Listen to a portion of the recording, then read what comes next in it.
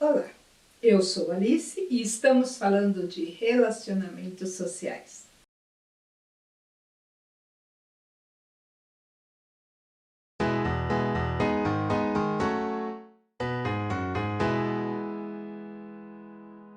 Vou falar hoje um pouquinho sobre liderança. O que é liderança? O que é ser líder? Líder é quem defende causas. Então, naqueles momentos em que você defende o seu ponto de vista, que você tenta explicar e contagiar os outros, você está exercendo a liderança. O líder também é a pessoa que tem capacidade de conexão com as outras pessoas, de fazer conexões, de ter várias conexões. Isso é uma postura de liderança. Líder também é aquele que é o facilitador da comunicação. Então, não necessariamente uma pessoa que fala muito, que vai à frente, mas que tem esse potencial de facilitar esta comunicação do A com B, com C, né? E de ser um mediador. Também é quem se preocupa em aprender com seus erros e com os erros dos outros, para fazer uma experiência melhor. A liderança é um atributo, é uma habilidade, é uma competência que pode ser treinada e desenvolvida. Por exemplo, tem crianças que já nascem naturalmente líderes, são aqueles que no grupinho de amiguinhos é quem manda na brincadeira. Quem decide, vamos brincar? Sim, você vai fazer isso, você vai fazer aquilo, primeiro sou eu, inventa os jogos, já tem uma habilidade de liderança ali nela, naturalmente. E isso tem que ser trabalhado, desenvolvido para não virar uma liderança opressora. Só ela manda, só ela faz, né? O dono da bola. Não quer brincar como eu quero, eu cato minha bola e vou embora e você que se vire. Não. A gente tem que ir educando para que essa liderança, que já é natural, ela seja benéfica, ela seja bem exercida. Quando a gente programa uma festa, um evento, uma viagem, um passeio, a pessoa que está organizando isso, que está pensando nos detalhes, que está convidando os outros, é o líder natural desta ocorrência, deste evento. Na escola, a gente tem, em vários momentos, desde criancinha, aqueles trabalhos em grupo justamente para isso, para exercer a liderança e a participação de todos os membros do grupo. Tem pessoas que fazem isso naturalmente, tem pessoas que vão ter um pouco mais de trabalho para fazer, mas que em algum momento vão exercer essa liderança. Até quando eu dou a sugestão, né? Acho que tem que colocar esse desenho aqui que está de acordo com esse texto aqui. E aí ele está exercendo a liderança para inserir a ideia dele. Eu sempre tive uma facilidade de comunicação, mas não necessariamente de liderança. Eu gostava que as pessoas decidissem o que ia fazer e aí eu me inseria naquele projeto e fazia a minha parte. Na escola sempre foi assim. Aí com o tempo, principalmente com o trabalho na igreja, principalmente com o trabalho na igreja, eu fui desenvolvendo esta habilidade de estar à frente. Porque aí quando você está dentro de um grupo que está na catequese, que está numa formação de noivos, que está num evento e que precisa ir à frente para fazer determinadas coisas, você vai aprendendo mecanismos. Tanto que assim, minha filha mais velha, ela sempre falava, eu estava lá na frente, no altar, cantando, né, ou fui ministra da palavra durante um tempo, então dirigindo a celebração, e ela falava assim, ai mãe, a gente olha para você e acha que você faz naturalmente, que você não fica nervosa. Eu fico muito nervosa. Às vezes até para gravar um vídeo aqui eu fico muito nervosa, só que o meu nervosismo, eu aprendi a treiná-lo para exercer a liderança, então eu transpiro bastante, chego a suar frio, a garganta seca, mas a cabeça está funcionando a mil. Então, quando eu tinha que apresentar um seminário, um trabalho na escola, na faculdade, nem dormia direito. O coração parece que vai sair do peito, de tão rápido que bate. Mas eu sempre consegui apresentar porque eu aprendi a usar esses meus mecanismos de defesa da situação como combustível para acelerar, para lembrar. Então a cabeça funciona rápido. Né? E é isso que a gente faz com o treino, com a liderança, com a constância, com ter clareza daquilo que você vai falar. Você, eu vou falar sobre determinado assunto. Então eu tenho que me apropriar ao máximo daquele assunto, eu tenho que ter muita informação, informações a mais, eu tenho que ter claro os pontos aonde eu quero chegar para poder falar, e aí eu consigo. É treino, né?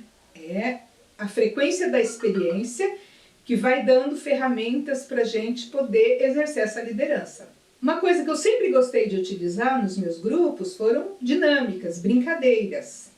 Porque aí você consegue ser um facilitador da descontração dentro do grupo, você consegue relacionar aquele assunto com a dinâmica que está sendo apresentada e você consegue se dar um tempo que enquanto a dinâmica está ocorrendo ali, você está amadurecendo os assuntos, você está pegando, você está observando a dinâmica e já está pensando, olha, essa participação, este acontecimento, esta reação pode ser usada para eu explicar tal coisa.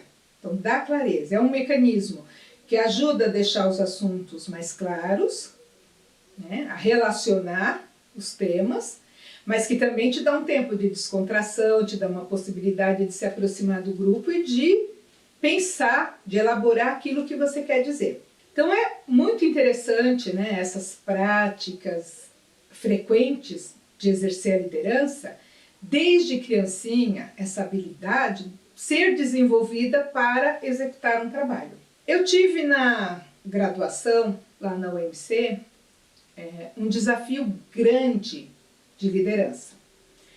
Porque a gente tinha que fazer um trabalho de conclusão de curso, né? Ou atividades complementares, como estava na grade. E era uma quantidade razoável de horas a ser apresentada. A maioria dos alunos não tinha muita ideia do que fazer. E eu, como eu já trabalhava dentro do albergue masculino, eu tinha uma curiosidade de saber quais eram os perfis dessas pessoas que estavam ali acolhidas. Na prática do dia a dia, eu tinha uma ideia do que poderia ser trazer as pessoas em situação de vulnerabilidade para dentro do albergue, mas eu tinha dúvidas, elas tinham exercido já um trabalho com carteira assinada? Qual a porcentagem disso? Qual que era a porcentagem, os níveis de idades daquelas pessoas que são atendidas ali? Né? Quais que eram as características? A maioria era de São Paulo ou vinha de fora de São Paulo? Né? É cria da casa da cidade de São Paulo ou vinha de outros municípios, de outras cidades, procurando alternativas em São Paulo, achando que São Paulo tinha mais possibilidade. E outras coisas que tinha curiosidade de saber. E aí eu propus um trabalho de pesquisa para a classe e para a professora responsável, um trabalho de pesquisa desses usuários do albergue. E aí a gente foi amadurecendo, né? Falei, como que eu vou fazer pesquisa? Todo usuário que é atendido dentro dos serviços, ele tem uma ficha social. Nessa ficha social tem um máximo de informações que ele fornecer para desencadear os encaminhamentos. Então ali você verifica o nome, data de nascimento, a cidade de origem, né? Aonde ele nasceu, mas aonde ele estava morando antes de chegar até o centro de acolhida, se ele tinha profissão ou não, se ele tinha problema de saúde ou não, né? O perfil deles. E essas fichas sociais são arquivadas. Num serviço que atende 100 homens, quer dizer, no albergue, né? Que atendia 100 homens, tinha uma rotatividade muito grande. Tinha gente que ficava só uma noite, tinha gente que ficava 2 meses, 3 meses, 6 meses, anos dentro do serviço. Tinha gente que tinha ido, feito a entrevista social, feito o encaminhamento, então ela foi para outro serviço, ou ela foi para o CRAS, para o CREAS, para ter a sua demanda atendida e não voltou mais, e a ficha está lá. Então a primeira ideia foi pegar estas fichas de todos os usuários e fazer o levantamento estatístico daquelas questões que a gente tinha alencado como objetivos da pesquisa. Legal. Isso seria com a ficha social. E com os usuários que estavam lá dentro do serviço naquele momento? Aí a gente decidiu em grupo, com a professora, de fazer entrevista com essa pessoa, porque aí iria mais fundo. A ficha social só tinha os dados rasos, estatísticos, iniciais, né? Com a pessoa, a gente podia aprofundar um pouco mais essa questão do trabalho, da capacitação, da escolaridade, do motivo dela ter chegado até o centro de acolhida, né? Olho a olho é sempre mais fácil de ter informações. Só que tudo isso tinha que ter uma estrutura de sigilo. As fichas dos usuários, a vida deles, o que a gente conseguisse captar nas entrevistas, não podia ser divulgado aleatoriamente. Eles têm o direito ao sigilo e isso tem que ser preservado. Então a gente criou um sistema de tirar cópia das fichas, de trabalhar com essas fichas e depois destruir as fichas, de autorização da organização, da prefeitura e dos usuários para poder fazer as entrevistas. E eu, como trabalhadora do albergue, como a pessoa que sugeriu aquele trabalho, tive que exercer a liderança. E aí você pensa, como que eu vou fazer a entrevista com, acho que eram 30 alunos, 28 alunos na minha sala, como que eu vou coordenar essas entrevistas? As pessoas trabalham, as pessoas têm os seus horários, né? Nos fins de semana e feriados, a equipe técnica não trabalha para dar o suporte, para estar ali no dia a dia, só tem os orientadores do dia. E da noite, como que eu vou organizar isso? Então foi um desafio muito grande para mim. A proposta ficou tão legal, né? A ideia ficou tão boa, que a professora decidiu dividir essa ideia com uma outra turma, uma outra classe que estava sem ideia de trabalho, para que eles trabalhassem comigo. Então, além da minha turma, que eu já conhecia, estava ali todo dia nas aulas, eu tive que administrar um outro grupo que vinha de uma outra sala que eu não tinha convívio. Então, eu tive que me apresentar a ideia, explicar o que era o serviço, porque a minha turma já sabia onde eu trabalhava, qual era a ideia, mas a outra turma não. E coordenar todas essas pessoas.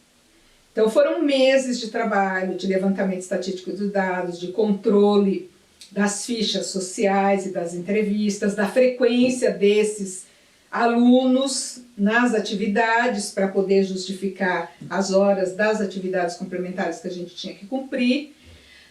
A distribuição de tarefas, você tem lá, eu não me lembro mais quantas fichas. Lá no meu e-book eu coloco o descritivo deste trabalho também. Então lá o e-book, o desafio da liderança no terceiro setor, ele conta desse trabalho e diz a que conclusões nós chegamos. Mas aí elaborar, distribuir tarefa, tabular todos esses dados, porque a gente não queria saber que o João veio lá de Minas para procurar a oportunidade de São Paulo, mas não é alfabetizado, mas já teve a carteira profissional registrada, já teve registro, teve tudo. Não queria saber do João, queria saber quantos usuários entrevistados dentro do serviço, quantas fichas sociais analisadas tinham essas características. Então, um trabalho de tabulação bem complicado, com critérios e tudo, tinha a distribuição de tarefas. Eu elegi um grupo de estrutura para trabalhar comigo, porque sozinha, com mais de 50 alunos, ficava muito difícil de coordenar. Então eu elegi entre os meus colegas um grupo responsável por cada coisa.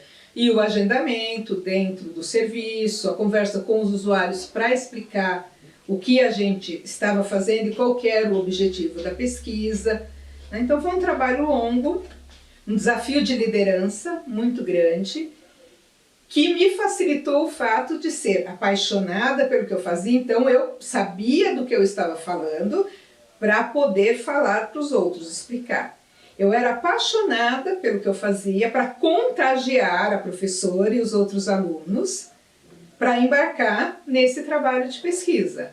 Então, exerci as características da liderança e estava defendendo ali a questão de que a gente precisa entender mais o trabalho social para poder atuar com mais consciência e com mais efetividade. Então, reunidos todos os dados, foi feito o trabalho escrito, e o diferencial de cada participante, aluno participante, o trabalho era igual para todo mundo, a pesquisa está lá, é igual de todo mundo, e eu, Alice, assinava a pesquisa como responsável pelo grupo.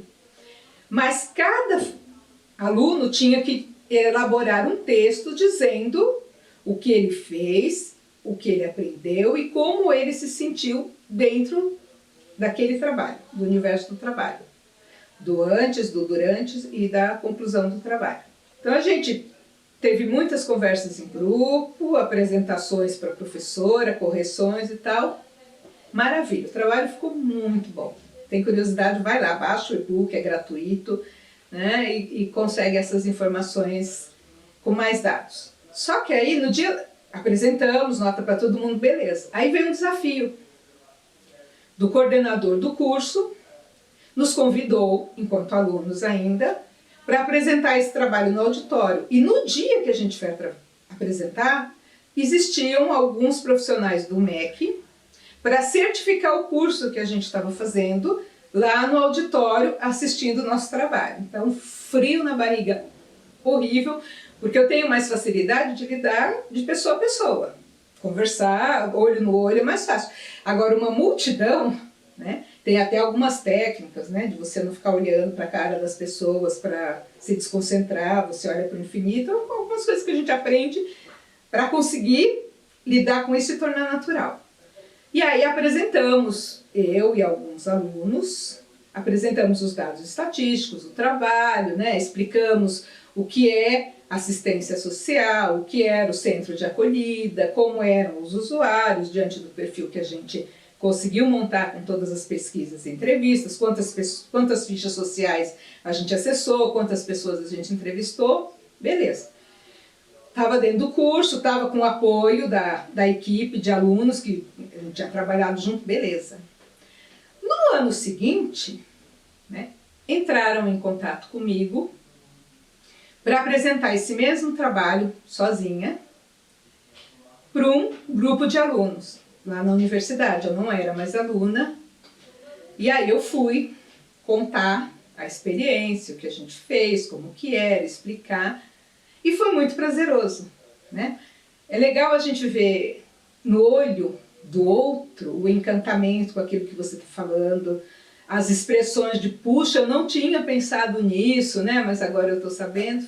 Foi muito legal, mas foi um desafio de liderança que me deu dor de barriga, me deu taquicardia, me deu falta de ar, me deu insônia, mas que eu consegui cumprir graças a ter desenvolvido estes atributos, ter me preocupado com as habilidades necessárias para exercer a liderança. Para ser líder dentro do terceiro setor, trabalhando na área da assistência social, a gente tem alguns perfis de liderança. A gente tem dentro da assistência social, estou falando dos trabalhadores das organizações sociais.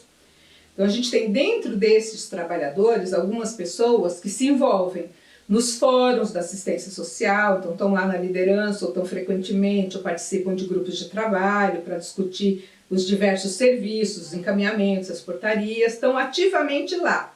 Seria o trabalho mais político, mais próximo ao governo, né? Os fóruns de assistência, os conselhos da assistência, Conselho Municipal da Assistência Social, que é o COMAS, então tem pessoas, trabalhadores do terceiro setor que estão lá na assistência social, no COMAS, defendendo as causas da assistência.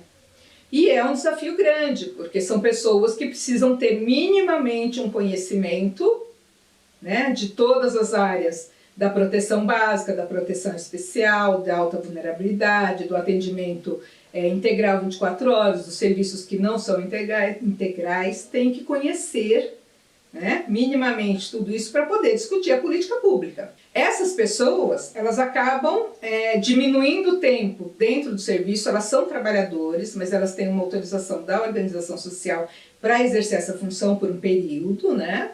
São eleitos para participar durante um período daquele fórum ou daquele conselho e acabam se dedicando muito e tendo menos contato com o serviço de origem que elas estavam, né? Que elas estão atuando. Tem conferências periódicas da assistência social municipal, estadual, federal, e pessoas que se inserem nessa discussão das conferências junto com o poder público, com representantes do poder público, para discutir os rumos da assistência social. A gente tem líderes que contagiam para as manifestações, abaixo-assinado, passeatas, né? Quando precisa ser discutido e dado visibilidade para determinados pontos da assistência, como a questão de dissídios, de fechamento de serviços, de verba insuficiente para aplicar, de diminuição dos valores de convênio com a prefeitura. Então, tem os atos, as manifestações, e tem pessoas que talvez não estejam no FAS, no COMAS, nos fóruns, mas que têm uma liderança e que aparecem nesses momentos, né, em que precisa se juntar pessoas e dar visibilidade para as reivindicações da área da assistência. A gente tem, no local de serviço, também os líderes de atividades, que podem ser os técnicos, mas podem ser os orientadores, podem ser outras pessoas, os voluntários que propõem atividades, que precisam de uma liderança para chegar a um objetivo com aqueles usuários dentro do serviço ou na rede, porque a gente tem os serviços regionais, né? E a gente também se encontra enquanto serviços da região para decidir o que vai ser feito para aquela região, o que a gente pode fazer em conjunto, o que a gente vai fazer separado, cada um por si, né, para conhecer os serviços que a gente tem na rede, e não necessariamente é o gerente que vai nessas reuniões. Às vezes vai um orientador, às vezes vai um técnico que tem essa consciência do trabalho e da liderança exercida dentro do serviço. Então, dentro do terceiro setor, a gente tem que ter isso. Dentro dos usuários também tem os líderes, os que falam em nome de, a gente tem que fazer assembleias periódicas, tem que dar voz para essas pessoas, tem que movimentar. O movimento da população em situação de rua tem um grupo específico deles, de discussão, de seminário, de representantes. Então, cabe também a quem está dentro do serviço motivar os usuários que participem desses encontros, que sejam líderes também para as reivindicações dos usuários na área da assistência, porque quando a gente fala em nome de trabalhadores é uma fala, quando a gente fala em nome dos usuários é outra coisa, né? São outras necessidades que precisam ser clareadas, apresentadas, discutidas. Então a gente precisa da liderança em todos os setores. E liderança tem em si algumas habilidades que podem e devem ser desenvolvidas para melhorar o atendimento às outras pessoas. Existem, inclusive, lideranças silenciosas, tem pessoas que têm uma capacidade de mobilização, não necessariamente de estar à frente falando, né? Mas precisam ter esta consciência das habilidades que podem ser desenvolvidas de comunicação, de entendimento, de postura, que vai favorecer o grupo e o trabalho. Então, se você quer saber dessas habilidades, se você quer saber deste trabalho que eu exerci, da estrutura da assistência social, baixe o e-book, tá aí o link, é gratuito, né?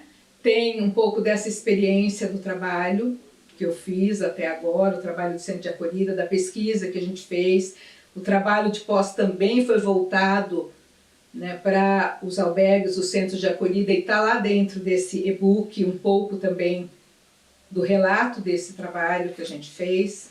Então tá aí, baixa o material, deixa o seu e-mail aí para a gente poder falar com você. Se tiver dúvidas, pode entrar em contato, mas vale a pena. De verdade, é um trabalho que eu gostei de fazer, que eu gostei de compartilhar, e eu quero que mais pessoas acessem, né, para poder pensar nas habilidades do líder, no desafio da liderança no terceiro setor e de como é a assistência social. Então, por hoje é isso. Eu sou Alice, estamos falando de relacionamentos sociais. Entre em contato com a gente, né, se inscreva lá nos grupos para poder ter as notificações e a gente se vê por aí. Até a próxima!